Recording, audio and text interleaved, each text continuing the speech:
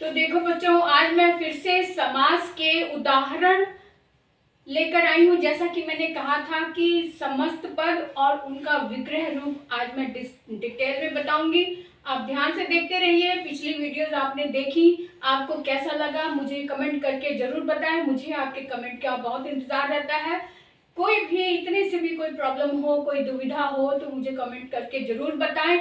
और आज मैं बताने वाली हूँ समास, समस्त पद और समास विग्रह, यानी जो समस्त पद है इनका विग्रह कैसे किया जाए और विग्रह के अनुसार समास का भेद कैसे पहचाना जाए। तो चलो शुरू करते हैं आज की क्लास। अरुणा कालिया के साथ हिंदी व्याकरण धारा में आपका स्वागत है। आज हम लाए हैं समस्त पद। समस्त पद में मैंने ये शब्द लिख दिए हैं और इनको देखकर हमने विग्रह बनाया। विग्रह के अनुसार हम बताएंगे कि ये कौन सा समास है और साथ साथ आप भी देखकर समास का नाम जरूर बताएं और मुझे कमेंट बॉक्स में लिखकर बताएं कि ये कौन सा समास है। अब पहले जैसे लिखा है कामचोर, कामचोर यानी काम से जी चुराने वाला। अब यहाँ पे देखो क्या है, से। आश्चर्यचकित, आश्चर्य से चकित। यज्ञशाला, यज्ञ के लिए शाला। विद्यालय, विद्या के लिए आलय। हथकड़ी, हाथ के लिए कड़ी। मनमाना, मन से माना। घुड़दौड़, घोड़ों की दौड़। घुड़सवार, घोड़े पर सवार। राजपुरुष, राजा का पुरुष। राजपुरुष। आराम, कुर्सी, आराम के लिए कुर्सी। आत्मविश्वास, स्वयं पर विश्वास। अब यहाँ पर जो ये चिन्ह आए हैं आप देख सकते हैं कि ये किसके चिन्ह हैं, है ना। आपको समझ में आ गया कि ये कारक के चिन्ह लगे हुए हैं और इनके अनुसार हम समझ सकते हैं कि कौन कौन सा कारक इनमें लगा हुआ है। यानी कि जिसमें कारक के चिन्ह दिखाई दे वो कौन सा समास होता है? जी हाँ, वो होता है तत्पुरुष। यहाँ मैंने साइड में लिख दिया है, ये तत्पुरुष होता है वो समास जिसमें कारक के चिन्ह छिपे हुए होते हैं। जब हमने विग्रह किया तो सामने आ गए कारक के चिन्ह। अब यहाँ से जी चुराने वाला यानी कि ये पंचमी विभक्ति का यानी कि अपादान वाला हो गया, अपादान तत्पुरुष हो गया। आश्चर्य से चकित, आश्चर्य से हैरान होना, तो यहाँ पर भी से लगा हुआ है, ये भी तत्पुरुष हो गया। यज्ञ के लिए संप्रदान का चिन्ह होता है, यहाँ पर भी के लिए ये भी संप्रदान तत्पुरुष हो गया। मन से माना यानी मन से स्वीकार करना, तो वाली यानी कि ये भी तृतीया यानी करण तत्पुरुष हो गया, है ना। और यहाँ घोड़ों की दौड़, घोड़ों की लगा है तो यानी संबंध तत्पुरुष हो गया। घोड़े पर सवार यानी अधिकरण है तो अधिकरण तत्पुरुष हो गया। राजा का पुरुष यानी संबंध तत्पुरुष। आराम के लिए कुर्सी यानी संप्रदान तत्पुरुष। स्वयं पर विश्वास, पर यानी कि अधिकरण, तो यहाँ पर भी अधिकरण हो गया। अब यहाँ पर ये अधिकरण, ये सारे हमने कारक पहचान लिए और कारक का नाम साथ में जोड़कर तत्पुरुष लगा दिया। और मैं हर बार बताती हूँ कि अगर आप कंफर्म नहीं है कि ये कौन सा कारक है, ये पता है कि कारक चिन्ह लगे हैं लेकिन आपको कंफर्म नहीं है कि कौन सा कारक है, तो आप कारक का नाम मत दे, सिर्फ तत्पुरुष लगा दे, तभी आपको फुल मार्क्स मिल जाएंगे। जबरदस्ती कारक का नाम बताने की कोशिश तभी करें जब आप कंफर्म हो, ठीक है। तो इसलिए तत्पुरुष लगाने से भी आपका काम चल जाएगा, तो क्यों बिना मतलब में रिस्क लेना, है ना। अगर आपको पता है तो बहुत ही अच्छी बात है कि कारक का नाम भी पता होना और उनके लिए इनके चिन्हों को याद करना बहुत जरूरी होता है। कारक के नाम सहित चिन्ह याद करना। अब यहाँ पे आते हैं, जैसे ये है ग्रंथ रत्न। ग्रंथ रत्न यानी रत्न के समान ग्रंथ, या फिर रत्न है जो ग्रंथ। काली मिर्च, काली है जो मिर्च। वचन अमृत, अमृत के समान वचन। सज्जन, सत है जो यानी सच्चे हैं जो जन। उच्च आकांक्षा, उच्च है जो आकांक्षा। परलोक, पर मैंने दूसरा है जो लोक। गिद्ध दृष्टि, गिद्ध के समान दृष्टि। हमने बताया था कि ये जो समस्त पद हैं इनका विग्रह करने पर अगर है जो या फिर के समान या फिर रूपी आता है तो वहां कौन सा समास होता है। अब आप साथ साथ मुझे कमेंट करते जाइए कि ये कौन सा समास है, नाम बताते चली जाइए और साथ साथ मैं आपको बता रही हूँ।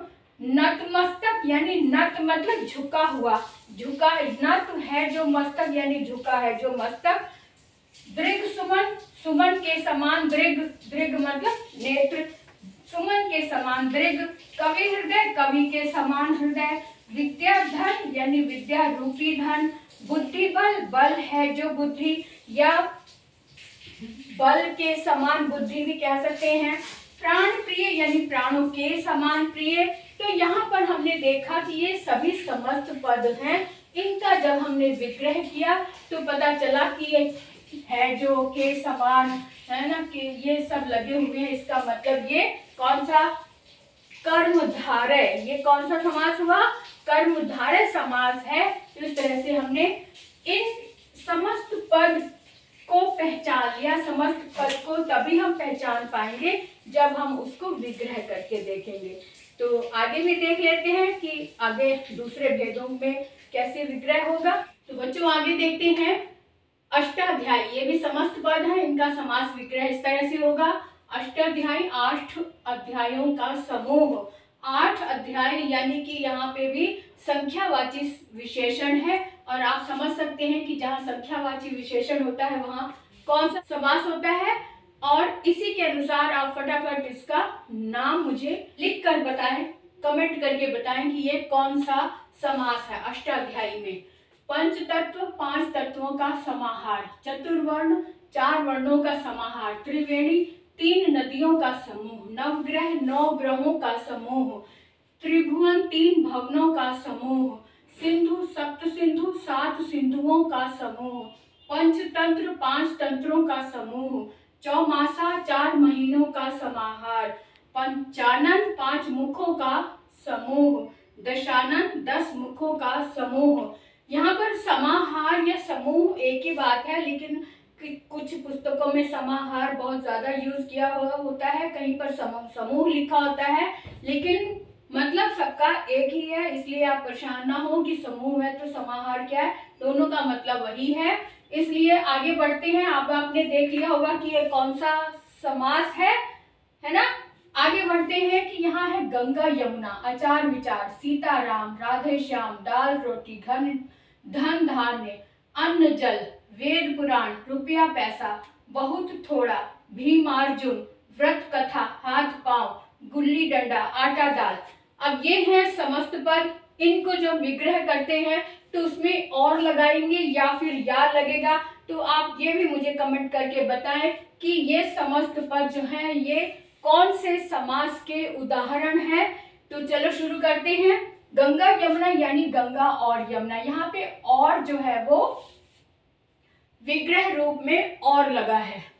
आचार विचार, आचार और विचार, सीताराम, सीता और राम, राधे श्याम, राधे राधा और श्याम, दाल रोटी, दाल और रोटी, धन धान्य, धन और धान्य, अन्न जल, अन्न और जल, वेद पुराण, वेद और पुराण, रुपया पैसा, रुपया और पैसा, थोड़ा बहुत, थोड़ा या बहुत, है ना। तो यहाँ पे मैंने थोड़ा इसके बीच में या भी लग सकता है और भी लग सकता है, थोड़ा बहुत, बहुत या थोड़ा।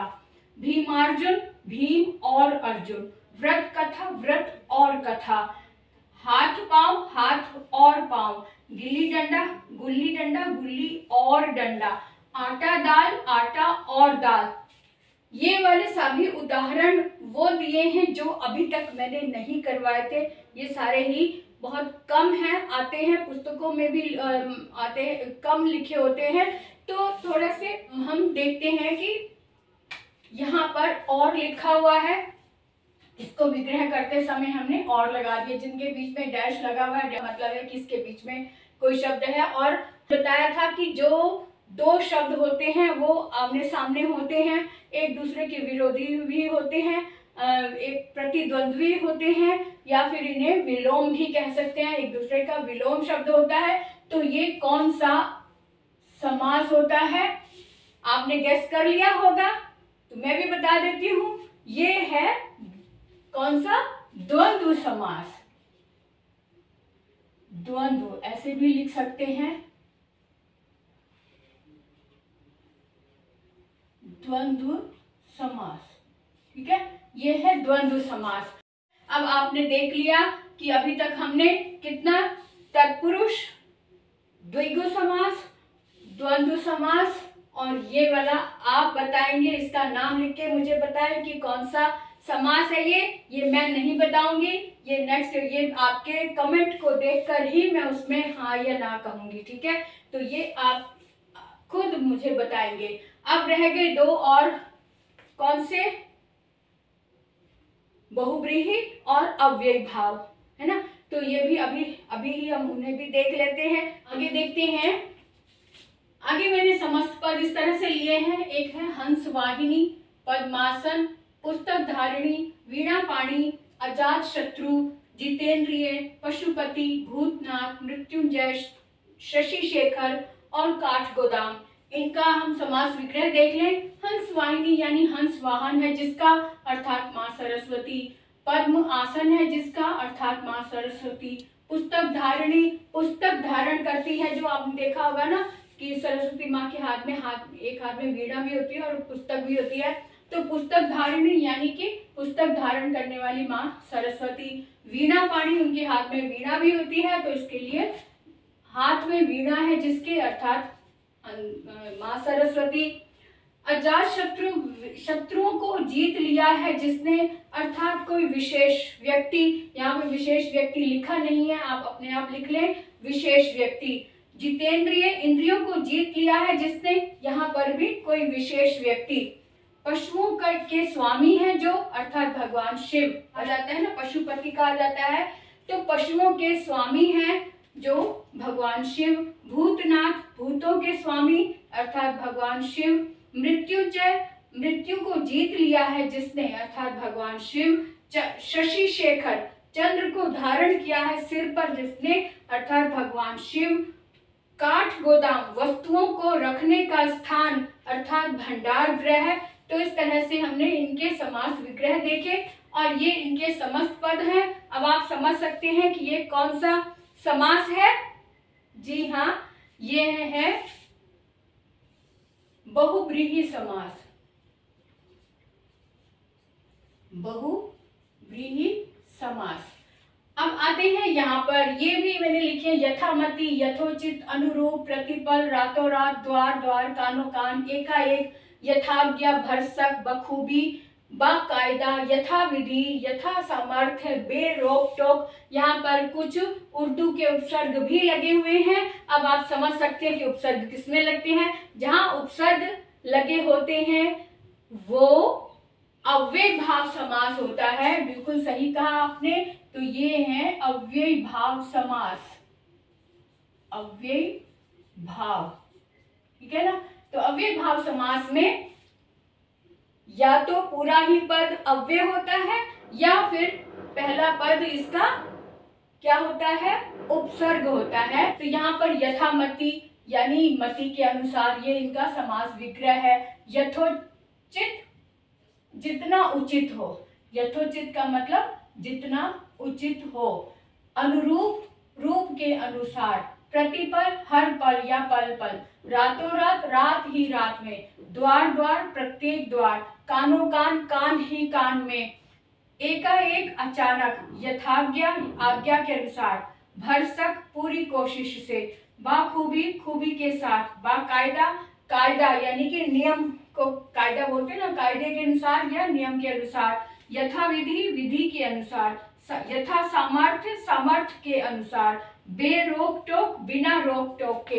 तो आपने समझ लिया कि जहां पर उपसर्ग लगा है और साथ में जो उपसर्ग है वो अव्यय भी है, या फिर पूरा का पूरा पाठ ही ये शब्द ही अव्यय है।